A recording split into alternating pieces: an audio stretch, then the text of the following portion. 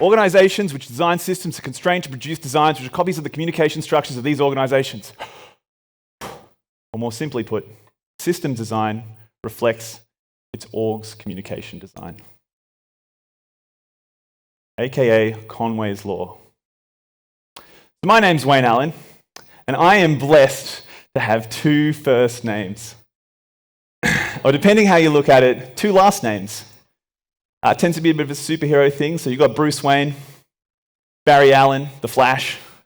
I'm neither rich enough to make my problems go away or fast enough to run away from them. So I've settled on technical product management as a way of dealing with my issues. Who here lives in a house or an apartment? Cool. So you may have heard of this little company. They put pictures of second-hand houses on the internet so you can buy them. I started there as a software engineer and got into product management, looking after a thing called OneForm. Please don't hate me. And then got into looking after technical platforms. I recently jumped ship and have started at zero. So that was after I submitted the talk. So, you know. If you haven't heard of Xero, they help small businesses get paid and keep the tax man out of your pocket. All right, so on to the talk. Ever since I was a kid, I've had a very active imagination, lots of ideas rattling on around there, not necessarily all of them good. And as mentioned before, I've got into a lot of things like software engineering, arts and crafts. I can weld, I can do woodwork, metalwork, all that kind of stuff, program, amazing keynote animation. I was hoping to show it to the guys from Disney today, see if I could maybe get a job at Pixar. And that was kind of always solo endeavors. I was always building stuff for myself. And as I've got further in my career and the ideas have got bigger, I realized I need to know how big things work, like organizations. If you want to bring big ideas to life, you need to know how these big things work. So that's what got me into Conway's Law. And so for the rest of this talk, we're going to assume it's a law. And we can debate about what merits a law afterwards. You can buy me a beer. I'll argue about anything over a beer from a pretty cheap date. Okay, so once we know something's a law, we can do some pretty cool stuff with it. So think of those crazy scientists at NASA. They hurl satellites into outer space. They slingshot them around planets because they know how gravity works. I think it's pretty cool. It looks a little bit like this. Look at that animation. It's amazing. And so once I knew that Conway's Law was a thing, I was like, well, how do we slingshot customer value into their space? Not into their deep space, because that sounds a little bit creepy. So I'm going to talk about product teams and platform teams. We're going to settle on some definitions here. If you've never heard of a product team before, they are directly creating customer value in an organization. Platform team, indirectly creating customer value by supplying teams with tools and services. And it turns out platform teams can even support platform teams. You can get this platform inception. It's pretty cool. So platform teams serving platform teams, it's platforms all the way down. Now you might be feeling ripped off if I'm telling you the answer to Conway's Law is platform teams. You're like, Wayne, we already knew we needed platform teams. Thankfully, you're going to get your money's worth. So, what is the problem with platform teams? Turns out there's a few. There's a lot of angst against platform teams, people asking questions. What the hell are they doing? Why are they taking so long? Why don't they care about us? A lot of angst there. And it turns out this is actually not a platform team problem, it's just a team problem. Who here has ever worked on a dud product? Some good honesty there. Whose manager is sitting next to them and they can't admit to it? Just blink 3 times. Yeah, well, it turns out it's a team problem. And there's a whole discipline around creating value for customers called product management, which you've probably heard of before. So what would happen if we treat internal platforms like products? How does this change the way we communicate? Do you remember Conway's Law was actually about communication, not team structures? And the analogy I kind of think of is like, it would be like throwing those satellites into outer space without having any way to talk back to planet Earth. Platform teams need to learn how to communicate, and product management is a great way to do that. So I'm going to talk through a few mental models and anecdotes I've picked up from working with some really great people, and hopefully there's some nuggets in there for you, or put some questions in your head. We can ask at question time if I have enough time. All right. So the first mental model I think to get right is, who is the customer? If you get this wrong, you'll get everything wrong. And it turns out it's internal teams, I think, as you may have guessed. If you start thinking it's your organization's customers, you're going to do strange things. And it's going to change the way you communicate. So getting this right is the most important thing. And it's going to require a change of heart.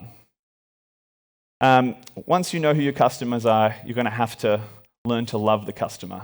And traditionally, there's always a bit of angst between the platform teams and the product teams. Product teams don't often know what they're asking. They're asking you to do crazy things in unreasonable timeframes. But in a kind of a friction relationship, you have to take the first step. They're your customer. You have to love them. If you don't love them, it's going to show. And if you don't love them, you're not going to love their problems. There's a really, really good bit of advice a customer service manager gave to me, and he said he will pull his team up if they're talking negatively about the customer. And he says that if you're talking negatively about the customer, it's going to show in the way you talk to the customer and the way you think about the customer. So a huge part of it is loving the customer and thinking about them in a way that's loved. So now that we're all lovey-dovey, let's get on to a good vision. It turns out visions for platforms are pretty common for every business. I've had a really good friend, put it this way. Imagine a world where you can come to work with an idea. By lunchtime, that idea is in production. And by the afternoon, you've got enough information to know whether you want to pursue that idea or pivot on that idea. I'd love to work in that place. I could get all my crazy ideas out and try. I'm kind of on the biggest yak shaving journey of my career. I'm going to solve the platform thing and then I'll go back to product. But let's address the elephant in the room.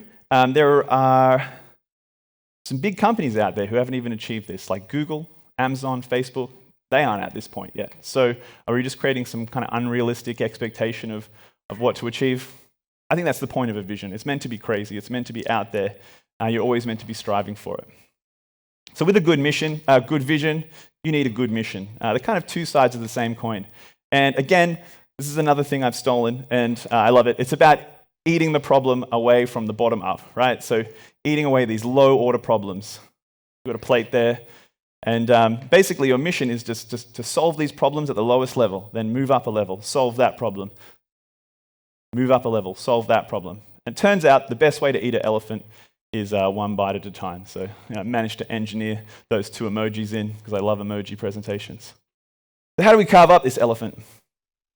You see I've kind of split the product teams and the platform teams. And we've got products up there. That could be a team or that could be an individual. It kind of goes with that vision. And when most people think of platform teams, they're thinking of infrastructure teams. They're looking at like servers, AWS, all that kind of fun stuff. And some companies have cottoned on to like business platforms, so customer systems like CRMs, data lakes, all that kind of cool stuff. Design systems, we had some talks on design systems yesterday. But I think the most misunderstood platform is a interaction platform.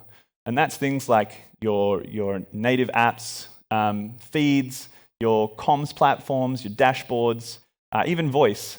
There are all kinds of ways for products to interact with users. They're not actually the product themselves. And a lot of teams who end up with these end up thinking they're a product when they're actually a platform. This most commonly happens with native teams. If you have a native team in your organization, they often end up being the bottleneck for all the product teams. They end up having to implement everything for the product teams. So you kind of feel this with them. And a really good way to address that often is to split that up so that the native platform can be built into by the other product teams. So there's some other things about this, I think, which is important to know, is that each of these layers probably requires a different level of focus, a different level of communication, a different level of investment.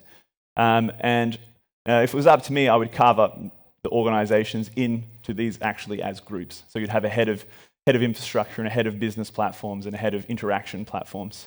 I think a mistake I see organizations make quite often is that they don't cut them that way. In fact, they'll have a product, a group with a product in it, they'll have an interaction platform, and they'll have a business platform in there. Most of the time, people don't include the infrastructure platforms. And as soon as they hit the crunch, they forsake the interaction and business platforms, and they start making compromises, and they start shafting all the other product teams who want to get in there, and it's kind of ends up with escalations, kerfuffles, and all that kind of stuff. So again, yeah, that's just a pro tip from what I've seen. All right. Once you've carved things up, or when you're carving things up, you want to think about capabilities. And you've probably all seen websites like this. They've got the name of the brand, and they've got the little 3 circles with a picture representing that value. You want to be thinking of your platform in this kind of way. How would you sell this to another company? It gets a little bit harder to think this way because often we're just working from point to point, trying to solve the immediate problem in front of us. But I would say endure through, because you're going to end up with better systems. You're going to end up with faster delivery, and you're going to end up with stronger architectural boundaries. Does anyone know that song? Yeah, just snap that in there. Always like Easter eggs. Cool. That was for me more than for you. Now, there's going to be some things you're going to need to stop doing. And you're going to have to stop getting on the critical path. It's okay every now and then, but being on everyone's critical path sucks. It's a good sign that you haven't built your platform correctly if you're always on a critical path all of the time. Think of a data team I knew once, and they were at everyone's stand-ups. They were on everyone's roadmap because they owned the domain model. And anytime a product team wanted to make a change, this team had to make a change. And the problem there is that they were falling right into this trap. And if I think about how they should re-architect, is maybe they should have been an aggregation layer for that data. Let the product teams own their own data source and publish that into that aggregation layer. So again, bad smell if you're always on the critical path. It's okay every now and then. You can actually use it to your advantage, but if you're always there, do something to get off it so you can start building those capabilities and communicating them out to the rest of the organization. Another thing, the good old cash cow. Another recommendation here is the cash cow will always come calling and asking you to do things, but they're going to want every bell and whistle, and it will probably take you 12 months to get every bell and whistle. So when that cash cow comes calling, don't just jump straight away. It might actually be better to let that ship sail and work with some of the smaller teams and build out small parts, start proving out your platform, rather than just bowing to the cash cow and then making compromises for that. Okay, so I'm going to list off a whole bunch of product activities I believe people should be doing. And they're all about communication. I could probably give a 20-minute talk on all of these things. So we'll save it for questions, so you can talk through. We can ask me questions about these and how they might relate to your current situation. So, platform teams, they're going to need design. They're going to need brandings. They're going to need logos. They're going to need a voice. That's a communication device. They're going to need UX. You're going to need to discover what your customers actually want. Remember, you love the customers, so you want to help them.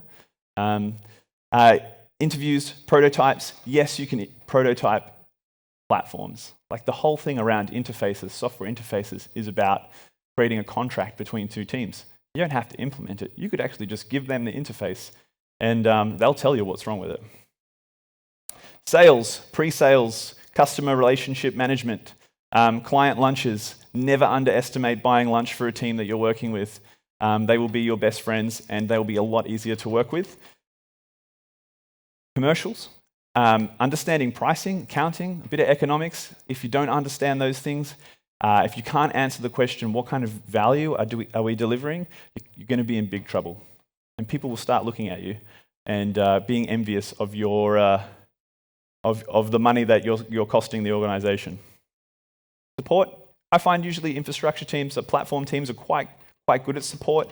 They're good at SLAs, they've read Accelerate, they've read a few books out there, they've got their ticketing under control, but usually product documentation is pretty lacking. And we've all benefited from the great documentation we see on AWS and GCP. We love that, and we benefited from it so much, but we do not give that back to our internal teams at all. We make it extremely hard for them to discover how to use our products correctly. And Agile is not an excuse for not doing product documentation. In fact, I think it's a massive enabler. Whoops, I'm back. Marketing, go-to-market, newsletters, videos, parties. Again, free food, always a great way to communicate. People will always remember how you made them feel, not necessarily what you said. Reporting, being able to report all of the success you've had, being able to visualize it is a great way to communicate that value back. And change management. This is probably one of the things I underestimated the most, is that you're going to be asking people to work in a different way, and they are not going to be necessarily ready for that. While you might be like, yeah, I got this, I understand how all of this works, everyone else should just get it. Do not assume that. This caused me a lot of heartache, and I needed some very good friends to help me get out of that problem. All right, that's a lot of hats. Very proud of that animation. It took me a long time to get all those hats lined up. You're thinking, wow, Wayne, I'm just a delivery lead or a lead engineer, and how am I going to wear all of those hats? It's pretty hard to wear that many hats at one time. I've tried it. If you have the budget, hire a technical product manager. I'm not looking for a job, but I can help you find people if you'd like.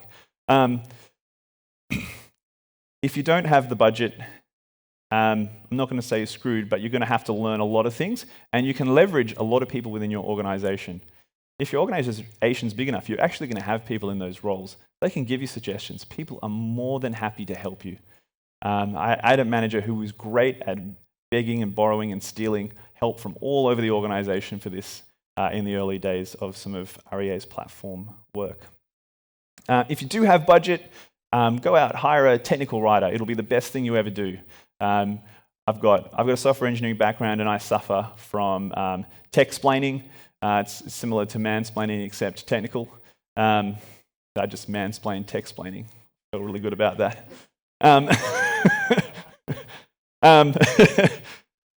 Tech writers will help you break out of that. Developer advocates, they are also really good at going out, coordinating with the customers, and just being that kind of, having their finger on the pulse.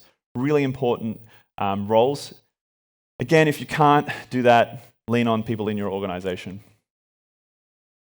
And another thing I think about this is, as you're learning these things, you should always be testing and learning. And what I mean, A/B tests, no, I'm not necessarily talking about A/B tests. You can do those things. But as you're working in your organization, you're going to have,